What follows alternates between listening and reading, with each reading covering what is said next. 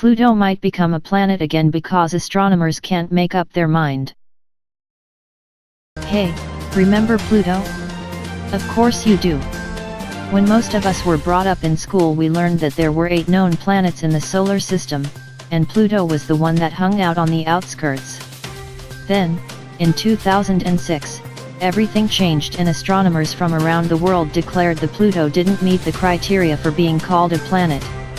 The issue at hand was Pluto's mass, which just wasn't high enough to give it what astronomers claimed was necessary for all true planets, a clean orbital path around its host star. Pluto had everything except for this clear neighborhood requirement, since debris from the nearby Kuiper belt spilled over into Pluto's own orbit and the much larger Neptune occasionally tugged on Pluto. Now, over a decade after that messy list of criteria was cemented, planetary scientist Philip Metzger of the University of Central Florida in Orlando says astronomers should seriously rethink their decision to snub Pluto. The IAU definition would say that the fundamental object of planetary science, the planet, is supposed to be defined on the basis of a concept that nobody uses in their research, Metzger said in a statement. And it would leave out the second most complex, interesting planet in our solar system.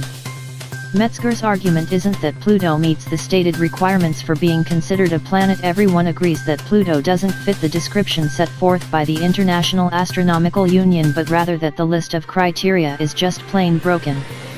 We now have a list of well over 100 recent examples of planetary scientists using the word planet in a way that violates the IAU definition, but they are doing it because it's functionally useful.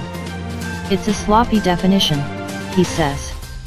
His stance is that the one sticking point for those who wanted to strip Pluto of its planetary status, the clear orbit requirement, isn't useful in determining status at all. Instead, Metzger says, the real defining feature of a planet should be whether or not it is massive enough, and creates enough gravitational force, that it becomes spherical. It turns out this is an important milestone in the evolution of a planetary body, because apparently when it happens, it initiates active geology in the body, he explains.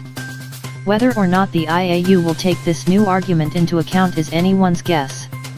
Pluto is presently classified as a dwarf planet, but Metzger's reasoning regarding the seemingly arbitrary definition of a planet seems pretty solid.